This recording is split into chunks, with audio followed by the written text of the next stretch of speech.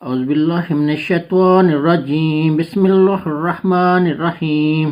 میں ابوالحکیم مجاہد اپنی چھٹی کتاب دین اسلام اور اس کی خالصیت حصہ دوم میں بیان پہلی حدیث جو میری کتاب کا حصہ ہے، آخر محدثین نے نبی صلی اللہ علیہ وسلم سے منسوب کر کے یہودیوں کی شریعت دین اسلام کا حصہ کیوں بنائی پر بحث کرنے جا رہا ہوں۔ قرآن و حدیث کی روشنی میں سورہ نور آیات 1 تا 2۔ سورۃ انزلناہا وفرضناہا وانزلنا فیہا آیات بینات لعلکم تذکرون۔ یہ ایک اہم صورت ہے جو ہم نے نازل کی ہے، جسے ہم نے فرض کیا ہے اور تارے ہیں ہم نے اس میں واضح احکام تاکہ تم نصیحت اختیار کرو۔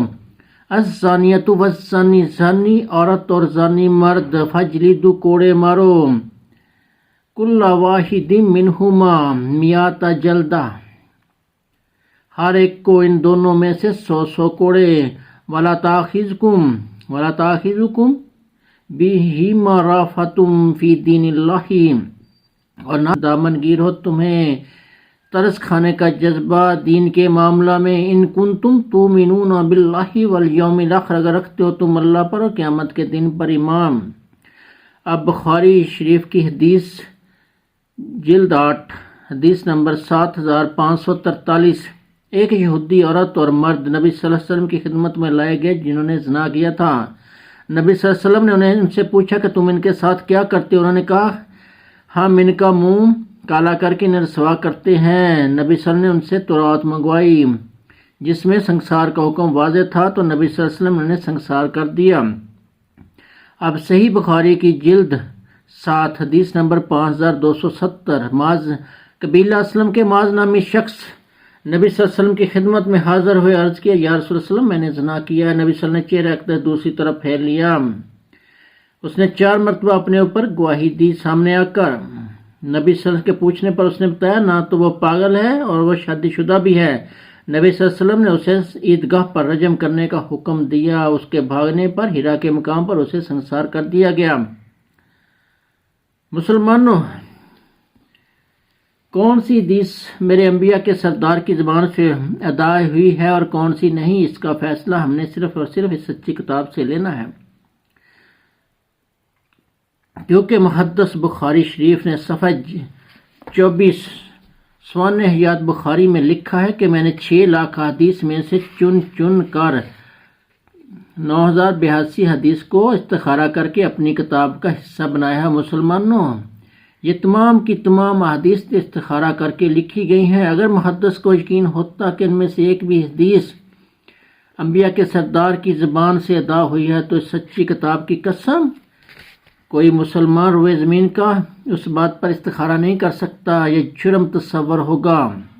پہلی جو حدیث ہے جس میں یہودی عورت اور مرد کو سنگسار کرنے کا حکم دیا گیا ہے وہ سمجھ سے بالاتر ہے۔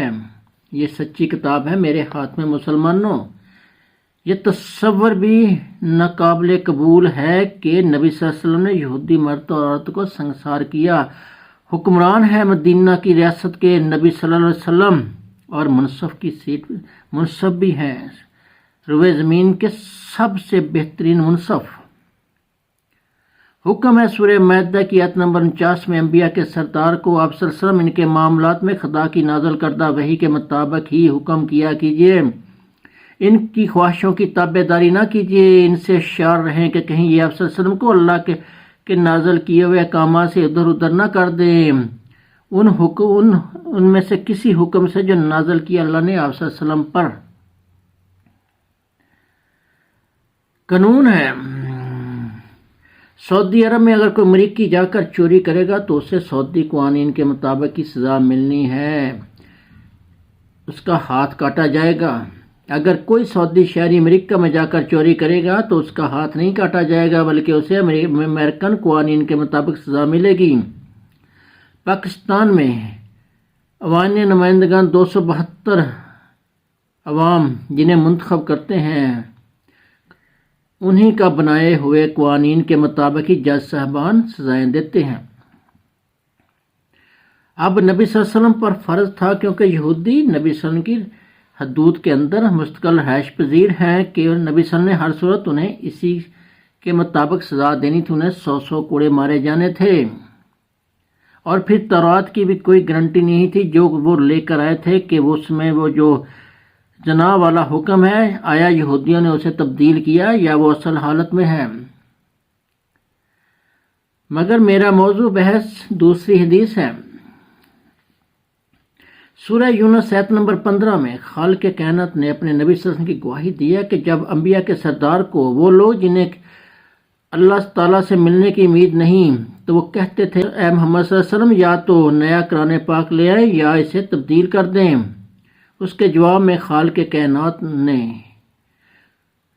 گواہی دلوائی ہے انبیاء کے سردار کی زبان سے، کل ما یکون لی، کہو نہیں ہے یہ میرا اختیار، ان ابدلہ کہ میں اسے بدل دوں، من تلقائی نفسی اپنی طرف سے، ان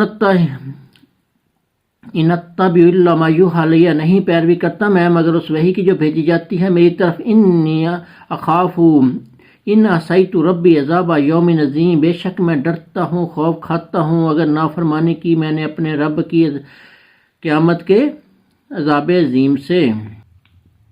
پھر ہم نے اس آیت مبارکہ کو دیکھنا ہے سورہ انعام کی آیت نمبر 115 سے، وَتَمَّتْ کَلِمَاتُ رَبِّکَ صِدْقًا وَعَدْلًا، اور بے شک آپ صلی اللہ علیہ وسلم کے رب کا کلام سچائی اور انصاف کے اعتبار سے کامل ہے، لا مبدل لکلماتہ، کوئی نہیں بدل سکتا اسے۔ سورہ کہف کی آیت نمبر 26، وَلَا یُشْرِکُ فِی حُکْمِہ أَحَدًا، اور نہیں شریک کرتا وہ اپنے حکم میں کسی کو۔ سورہ یوسف کی آیت نمبر 67، ان الحکم الا للہ، نہیں چلتا حکم کسی کا سوائے اللہ کے۔ سورہ ابراہیم آیت نمبر 41، واللہ یحکم، اللہ حکومت کر رہا ہے، لا معقب لحکمہ، کوئی نظر ثانی نہیں کر سکتا اس کے فیصلوں پر، اس کے حکموں پر۔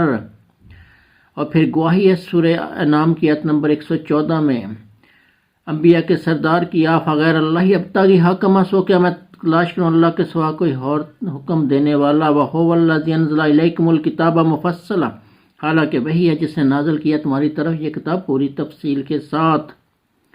اب ان آیات کو ہم نے دیکھنا ہے سورہ طارق کی آیات 11 تا 14، وَالسَّمَاءِ ذَاتِ الرَّجْعِ، بارش والے آسمان کی قسم، والارض ذات الصد، اور پھٹنے والی زمین کی قسم، انہ لقول فصل، بے شک یہ قرآن البتہ دو ٹوک فیصلہ کرنے والا کلام ہے، وما ہوا بالہزل، اور نہیں ہے یہ کلام کہ اس کی ہنسی اڑائی جائے، اور یہ کلام کوئی ہنسی مذاق نہیں ہے۔ سورہ بقرہ میں بھی آیات مبارکہ آئی تھی 231 نمبر، وَلَا تَتَّخِذُوا آیَاتِ اللہِ ہُزُوًا، اور مت بناؤ کام الہی کو ہنسی کھیل۔ اس لیے مسلمانوں جہاں بھی جو بھی حدیث اس پر شک ہوگا کہ وہ سچی کتاب کی سچائی پر سوالیہ نشان لگایا رہی ہے تو اس سچی کتاب کی قسم وہ میرے نبی صلی اللہ علیہ وسلم کی مبارک زبان سے ادا نہیں ہوئی۔ یہ گواہی ہے انبیاء کے سردار کی۔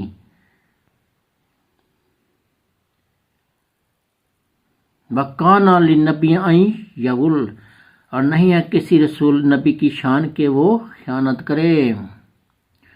انبیاء کے سردار کی گواہی دی ہے سورہ شورى کی آیت نمبر 52 میں پروردگار عالم نے، وَإِنَّكَ لَتَهْدِي إِلَىٰ صِرَاطٍ مُسْتَقِيمٍ، اور یقیناً آپ صلی اللہ علیہ وسلم رہنمائی کرتے ہیں سیدھے راستے کی طرف۔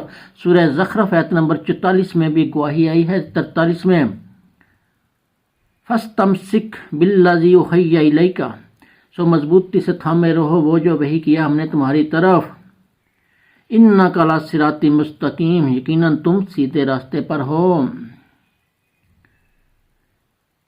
پھر یہ حدیث آ گئی جس میں ہے کہ نبی، اس سے اگلی حدیث میں ہے کہ نبی صلی اللہ علیہ وسلم نے 4 مرتبہ اس سے منہ موڑا، استغفر اللہ، مجرم ہے، حکم ہے انبیاء کے سردار کو، وَلَا تَأْخُذْكُمْ بِهِمَا رَأْفَةٌ فِي دِينِ اللَّهِ، کہ اللہ کے دین کے یہ معاملہ ہے یا اس پر ترس نہیں کھایا جا سکتا۔ اگر حکمران یا منصف مجرموں پر ترس کھانے لگ پڑیں تو معاشرہ فتنہ و فساد کی ماجگاہ بن جاتا ہے۔ سورہ انفال آیت نمبر 37 الا تفعلوہ فتکن فتنۃ فی الارض وفساد کبیر، اگر نہ کرو گے تم ہمارے احکام پر عمل تو برپا ہوگا زمین میں فتنہ اور بہت بڑا فساد۔ زانی یہ ظالم شخص ہے، اس نے حدود تجاوز کر گیا، اپنے پروردگار کا حکم اس نے ماننے سے صاف انکار کر دیا۔ حکم تھا زنا کے قریب بھی نہیں جانا، مگر اس نے زنا کیا، اب یہ 100 کوڑوں کا مستحق ہو گیا۔ کیونکہ سورہ ہود آیت نمبر 112 اور 113 میں پروردگار عالم نے اپنے نبی کو حکم دے رکھا ہے فاستقیم کما امرتا، سو ثابت قدم رہو تم بھی جس طرح تمہیں حکم دیا گیا ہے، ومن تاب معک، اور وہ بھی جو تائب ہو کر تمہارے ساتھ ہیں، ولا تطغوا، نہ تجاوز کرنا تم حدود سے، انہ بما تعملون بصیر، بے شک اللہ تمہارے اعمال کو دیکھ رہا ہے، ولا ترکنوا الی الذین ظلموا، اور نہ جھکنا لوگوں کی طرف جو ظالم ہے، فتمسکم النار، ورنہ تم بھی لپیٹ میں آ جاؤ گے جہنم کی، وما لکم من دون اللہ من اولیاء، نہ ہوگا تمہارے لیے اللہ کے سوا کوئی اور سرپرست، ثم لا تنصرون، پھر نہ مدد ملے گی تمہیں کہیں سے۔ سورہ نساء آیت نمبر 14 میں بھی یہ مضمون بیان کچھ یوں ہے، وَمَن یعصِ اللَّهَ وَرَسُولَهُ، جس نے نافرمانی کی اللہ کی اور اس کے رسول کی، وَیَتَعَدَّ حُدُودَهُ، اور تجاوز کیا اس کی حدود سے، یدخلہ نارا، ڈال لے گا اللہ اسے آگ میں، خالداً فیہا، پڑا رہے گا اس میں ہمیشہ، وَلَهُ عَذَابٌ مُہِینٌ، اور اس کے لیے عذاب ہے رسوا کرنے والا۔ مسلمانوں یہ تصور بھی جرم ہے کہ انبیاء کے سردار نے جس نے زنا کا اقرار کیا، انبیاء کے سردار نے اسے چہرہ اقدس پھیر لیا۔ میرے نزدیک یہ تصور بھی میرا ہے، اگر میں یہ تصور بھی کروں تو یہ میرے نزدیک میرا بہت بڑا جرم ہے، باقیوں کی میں نہیں جانتا۔ اب اگلا حصہ دیکھ مسلمان، نبی صلی اللہ علیہ وسلم نے اقرار کرنے والے سے یہ تک نہ پوچھا کہ تم اس عورت کو لاؤ جس سے تم نے زنا کیا ہے، تاکہ میں اپنے پروردگار عالم کا دیا گیا ہوا حکم کہ تم دونوں کو سزا دینی ہے، تمہیں دونوں کو سزا دوں۔ آج تک روئے زمین پر صرف ایک کیس بتاؤ جس میں ثبوت کے بغیر کسی مجرم کو کسی جج نے سزا دی ہو۔ ثبوت پہلے ہوتا ہے، سزا بعد میں، تفتیش کا پورا پروسیس چلتا ہے۔ مسلمانوں، اگر اب یہ عورت آ کر مکر جاتی، صاف مکر جاتی کہ یا رسول اللہ صلی اللہ علیہ وسلم اس نے میرے ساتھ زنا نہیں کیا، یہ میرے اوپر تہمت لگا رہا ہے، میرے کردار کی میری پاک دامنی کو گندا کر رہا ہے، تو نبی صلی اللہ علیہ وسلم اسے سنسار کرتے مسلمانوں یا 80 کوڑے لگاتے؟ حکم ہے الزانیۃ والزانی فاجلدوا کل واحد منہما میات جلدہ، زانی عورت اور مرد دونوں میں کو ہر 100 کوڑے لگنے ہیں۔ مسلمانوں، یہ قانون ہے، خالق کائنات نے، میں نے تمہیں اپنے پہلے بیان فرقہ پرستی میں سمجھایا تھا کہ پروردگار عالم نے قانون سازی کا اختیار صرف اور صرف اپنے پاس رکھا، کسی کو نہیں دیا۔ اب نبی صلی اللہ علیہ وسلم کو حکم ہے کہ آپ صلی اللہ علیہ وسلم نے صرف اور صرف اسی کے مطابق انصاف کرنا ہے۔ وتمت کلمات ربک صدقا وعدلا، رب صلی اللہ علیہ وسلم کے رب کا کلام سچائی انصاف کے اعتبار سے کامل ہے۔ لا مبدل لکلمات، کوئی نہیں بدل سکتا اس کی باتیں۔ مسلمانوں کیوں بھول جاتے ہو سچی کتاب کی آیات مبارکہ کو؟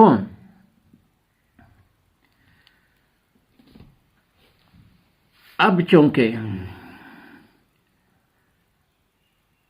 سزا دونوں کو ملنی تھی، مسلمانوں یہ تصور بھی نہیں کر سکتا کوئی کہ نبی صلی اللہ علیہ وسلم نے اپنے پروردگار کا حکم ماننے سے انکار کر دیا۔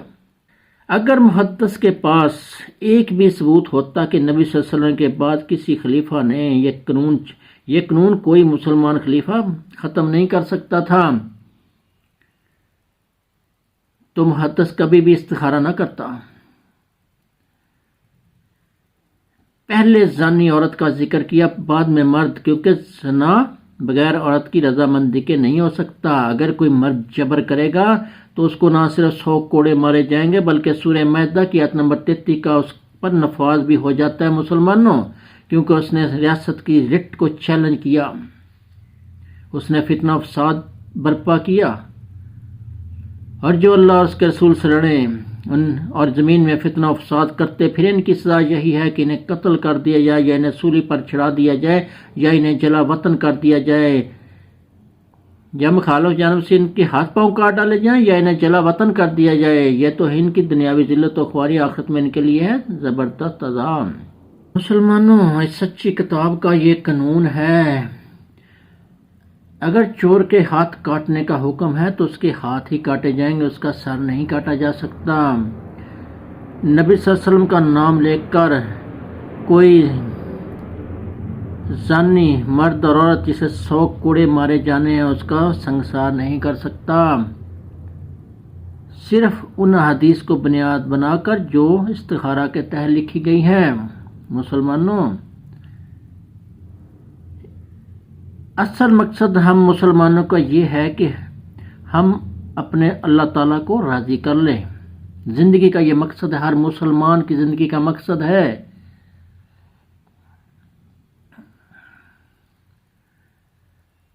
اگر چور کے ہاتھ کاٹنے کا حکم ہے تو ہاتھ ہی کاٹا جائے گا، سر نہیں کاٹا جا سکتا. اگر زانی مرد عورت کو 100 کوڑے مارنے کا حکم ہے تو 100 کوڑے ہی مارے جائیں گے. نبی صلی اللہ علیہ وسلم کا نام لے کر کوئی انہیں سنگسار نہیں کر سکتا. حکم دیا ہے پروردگار عالم نے، یہ میرے واضح احکامات ہیں، اس صورت کو میں نے فرض کیا ہے. مسلمانوں جہاں جائیداد کا معاملہ پروردگار عالم نے ایک ایک شخص گن کر بتایا کس کا کتنا حصہ، طلاق کا پروسیس مکمل بتایا، نکاح کے پروسیس مکمل بتائے، ہر چیز مکمل پروردگار عالم نے کہا یہ مفصل ہے. تو مسلمانوں مان لو مفصل ہے. رب نے زنا کے لیے شادی شدہ اور غیر شادی شدہ کی تفریق نہیں رکھی، سزا دونوں کے لیے برابر رکھی ہے. اللہ تعالیٰ ہر مسلمان کو اس سچی کتاب کی سمجھ اور فہم عطا کرے.